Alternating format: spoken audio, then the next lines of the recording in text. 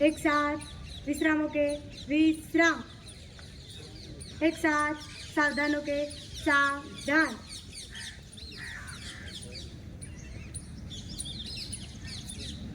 માનીય કપિલભાઈ અને આપ સૌ સ્વાતંત્ર્ય દિવસ નિમિત્તે ધ્વજવંદનના આ કાર્યક્રમમાં આપ સૌ ઉપસ્થિત છો. આપ સૌનું સ્વાગત કરું છું.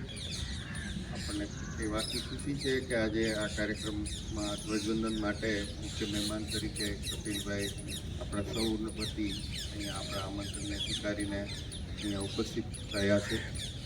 કપિલભાઈ વર્ષોથી નવજીવન પ્રેસ છે, ગાંધીજીની જ એક સંસ્થાના વિવિધ હોદ્દા પર રહ્યા છે, જેનાથી દુનિયા સમગ્ર જે ગાંધીજીની જે આત્મકથાથી ઓળખે છે અને એની જુદી જુદી ભાષામાં ભાષાંતર કરવાના કામમાં, ગાંધી સાહિત્યના પ્રચાર પ્રસાર પ્રકાશનના કામમાં, જ્યારે દેશના રચનાત્મક કાર્યક્રમ પૈકીનો એક કાર્યક્રમ પ્રૌઢ શિક્ષણનો જે હતો, એ પ્રૌઢ શિક્ષણના કાર્યક્રમ માટે જે સાહિત્ય શૈક્ષણિક સામગ્રી તૈયાર કરવામાં આવી વિવિધ પ્રકારની ભૂમિકા એમની રહી છે, એ આજે ઉપસ્થિત છે અને આપણા આ ધ્વજવંદનના કાર્યક્રમમાં આવ્યા છે. આપ સૌ વતી એમનો આપણે રાજીપો વ્યક્ત કરીએ છીએ અને એને આવકારીએ છીએ. एक साथ विश्रामों के विश्राम। एक साथ सावधानों के सावधान।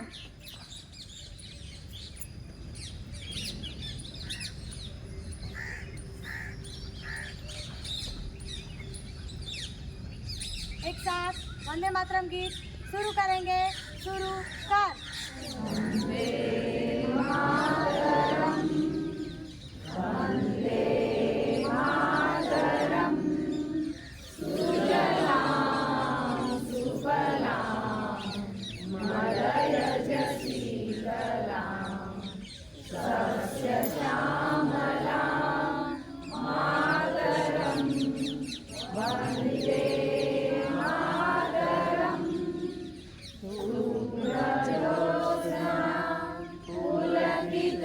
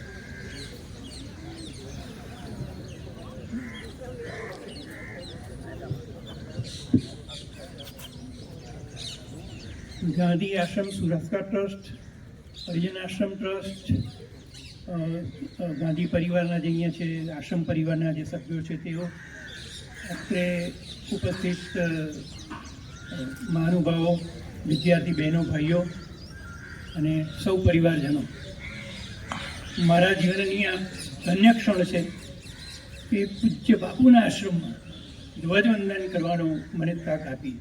એ બદલ હું સર્વેનો આભાર માનું છું. આશ્રમ જયેશભાઈ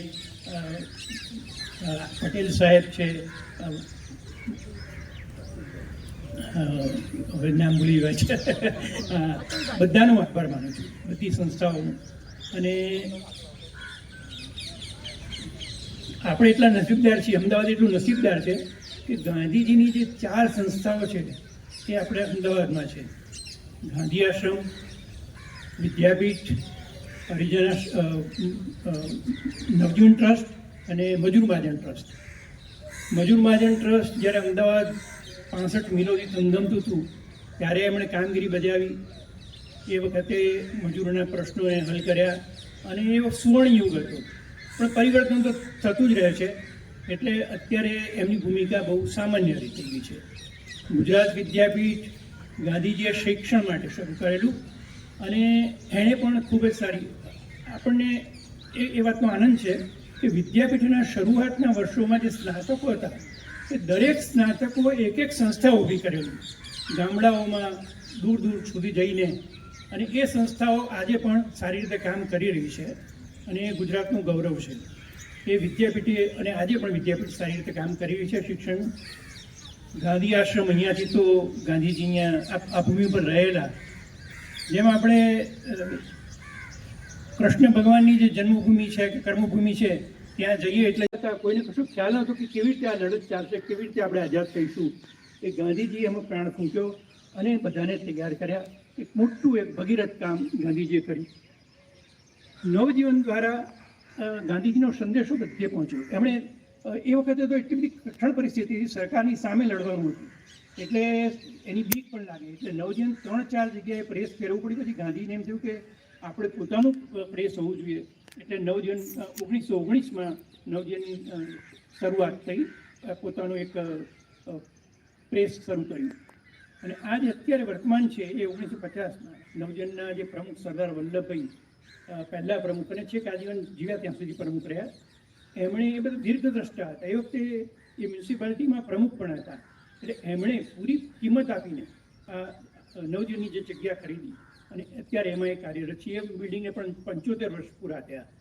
સરદાર વલ્લભભાઈનું જે છેલ્લું પ્રવચન આપણે કહી શકીએ એ નવજીવનનું ઉદ્ઘાટન સમારંભ. એ વખતે એમની તંદુરસ્તી સારી નહોતી. 31મી ઓક્ટોબરે એમણે ઉદ્ઘાટન કર્યું અને 15મી ડિસેમ્બરે એમણે વિદાય લીધી.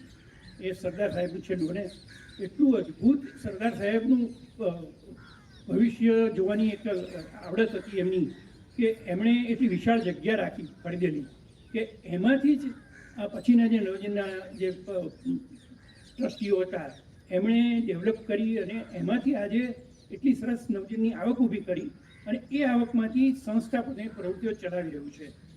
ગાંધીજીની આત્મકથા 18 ભાષાઓમાં નવજીવનમાં છપાય છે અને નવજીવનમાંથી જેની વિતરણ થઈ છે. અને વિશ્વની કેટલી બધી ભાષાઓમાં ગાંધીજીના સાહિત્ય, આત્મકથા અને બીજા બધા પુસ્તકો પ્રકાશિત થયા છે વિવિધ ભાષાઓમાં. આપણે એ વાતની ફિલ્મો શું કરી શકે, તો એટનબરોની ફિલ્મ ગાંધી આવી એ પછી જે ગાંધીજીના લોકોને ખબર પડી કે ગાંધીજી શું વ્યક્તિ છે, શું કરે છે. અને આપણા દેશમાં પણ બધાને ખબર નહોતી કે ગાંધીજી શું કેવા કામ કરેલા છે, પણ એટનબરોની ફિલ્મે જગાડ્યા લોકોને. અને એ પછી હું નવજીવનની વાત કરું તો ગાંધીજીની આત્મકથાના વેચાણમાં એકદમ વધારો થયો. દેશ પરદેશમાંથી એમના કોપીરાઇટ્સ માટે ડિમાન્ડ આવવા માંડી કે અમારે ગાંધીજીની આત્મકથા છાપવી છે, ગાંધીજીનું સાહિત્ય છાપવું છે. અમે બધાને પરમિશન આપી અને એ રીતે કેટલી બધી ભાષાઓમાં આત્મકથા પ્રકાશિત થઈ. અને ગાંધીજીએ એમના, હવે વિચાર કરો કે આપણે કોઈ હોય આપણી પાછળ જે મિલકત હોય કોને આપીએ, તો આપણા વારસદારો, આપણા પુત્રોને સગાવાલાઓને આપીએ. ગાંધીજીએ એમની સંપૂર્ણ કંઈ પણ જે મિલકતો હતી એ બધી નવજીવનને આપી અને નવજીવનને એમના વારસદાર તરીકે એમણે વિલ બનાવીને જાહેર કર્યા. અને એટલે નવજીવનની એક મોટી જવાબદારી છે કે ગાંધીજીનો વારસો સાચવવાનો. ગાંધીજીએ એમના વિલમાં જ લખેલું કે ગાંધીજીની કોપીરાઇટની જે આવક થાય એમાંથી 25% હરિજન સેવક સંઘને આપવું. અમે છેક સુધી જ્યાં સુધી કોપીરાઇટની આવક ચાલુ હતી ત્યાં સુધી કદી એમને માગવું નથી પડ્યું. જયેશભાઈ હમણાં જ કીધું કે અમે ક્યારેય કદી નવજીવન પાસેથી માગવું નથી પડ્યું કે અમારો હક છે કોપીરાઇટનો, અમારો ભાગ છે તમે આપો. પણ જો સમય થાય એટલે તરત આપી દઈએ. એટલે સુધી કે મેં જીતેન્દ્રભાઈ વખતે અમારે મેનેજિંગ ટ્રસ્ટી મેં એમને પૂછ્યું કે આપણે હરિજન સેવક સંઘને બધા પૈસા આપી દઈએ છીએ પણ એનો ઉપયોગ શું કરે છે એ આપણને કંઈ આપણે જાણવાની જરૂર નહીં, એમ પૂછી ન શકાય. જીતેન્દ્રભાઈ ના બાપુએ આપણને સૂચના આપી છે આપણે આપવાનું એટલે 25% આપવાના. તો એ રીતે નિષ્ઠાપૂર્વક છેક સુધી નવજીવને પોતાની ફરજ અદા કરી છે. એ પછી જે સમય બદલાય, ગાંધીજી પણ પરિવર્તનશીલ જ હતા. જેમ જેમ સમય બદલાય એમ આપણે પણ જમાના સાથે આગળ ચાલવું પડે. પછી નવજીવનમાં અત્યારે જે અમે નવા અમારા મેનેજિંગ ટ્રસ્ટી છે વિવેક દેસાઈ, એ જુવાન છે, એમની પાસે દ્રષ્ટિ છે, એટલે અમે ઘણા બધા ફેરફારો કર્યા. અમે કાફેટેરિયા શરૂ કર્યું. આપણે જમણવાનો કોઈ ધંધો નથી, લોકોને ચા પાણી કરાવવાનો. પણ એની પાછળ એક એવી લાગણી કે યુવાનો ક્યારે આવે કે તમે કંઈક એવું કરો તોય હું યુવાનો એનાથી આકર્ષાય. એટલે અમે આર્ટ ગેલેરી શરૂ કરી, અમે એક્ઝિબિશન્સ થાય, લોકો આવે. કાફેટેરિયામાં પણ લોકો ખૂબ આવે છે. ત્યાં પુસ્તકો મૂકીએ છીએ, જેને વાંચવું હોય તે વાંચી શકે એ રીતની વ્યવસ્થા છે. અમે સાહિત્યના કાર્યક્રમો કરીએ છીએ, નવજીવન ટોક, એ મહિનામાં 2-3 કાર્યક્રમો રવિવારે હોય અને એની અંદર સાહિત્યકારોને બોલાવીએ છીએ, એ પ્રવચનો કરે. એ વખતે પણ મૂળ હેતુ તો શું છે, સાહિત્યના પ્રચાર પ્રસારને આપણે વેગ આપવાનો. તો લોકો આવે અને સાહિત્ય જોવે. એટલે આ લોકોને સંસ્થા સાથે જોડવાનું એક કામ હતું, એ અમે આ કર્યું છે. અમારી જેલ સાથે પણ અમે MOU કર્યું છે ને સાબરમતી જેલના કેદીઓને ગાંધી પરીક્ષા લઈએ છીએ, ત્યાં એમાંથી એમને ઇનામો આપીએ છીએ, એમને પ્રોત્સાહિત કરીએ છીએ. એટલે સુધી કે અમુક જે કેદીઓ હતા, જે ખૂંખાર કેદીઓ, એ લોકોએ આત્મકથા વાંચી, પરીક્ષા આપી. પછી એ લોકોએ કહ્યું કે જો અમને આ પહેલાં મળ્યું હોત તો અમે આ રસ્તે ન ચાલ્યા હોત. એટલી બધી ગાંધીજીના વિચારોની શક્તિ છે. એટલે અમારું કામ એ વિચારોનો પ્રચાર પ્રસાર કરવાનું છે. અમે ખૂબ સારી રીતે કરવાનો પ્રયત્ન કરી રહ્યા છીએ. અને અત્યારે ગાંધી આશ્રમમાં હું અત્યારે ઊભો છું ત્યારે અમૃતભાઈ મોદી એ યાદ આવે છે. જીતેન્દ્રભાઈ દેસાઈ નવજીવનમાં, અમૃતભાઈ મોદી અહીંયા 50 વર્ષ કરતાં વધુ એ લોકો અહીંયા સેવા આપી અને આશ્રમનું આજે કોટ ટકાવી રાખવામાં એમનો મોટો ફાળો હું માનું છું છે. અને અત્યારે પણ જે છે જયેશભાઈ અને એ લોકો પણ બહુ સરસ રીતે બધું સંભાળે છે. અત્યારે તો નવીનીકરણ થયું છે, પટેલ સાહેબ છે એનો ચાર્જમાં છે. અને આશ્રમનું કોચ જાળવી રાખીને સરકાર કરવા માગે છે, એ બહુ સારી વાત છે. અને હું માનું છું કે ભવિષ્યમાં પણ એ બધું જળવાઈ રહેશે. બસ ખાસ તો હું આ મને આજે આમંત્રણ આપ્યું અતુલભાઈ, જયેશભાઈ, એટલે હું એમનો આભારી છું કે મને આ થોડીક તક આપી, આવું રાષ્ટ્ર ધ્વજ ફરકાવવાનું મને ગૌરવ આપ્યું. એ બદલ હું સૌનો આભાર છું. સર્વે બાળકોને બધાને હું શુભેચ્છા પાઠવું. સૌને સ્વાતંત્ર્ય પર્વની શુભેચ્છા. હરિઓમ.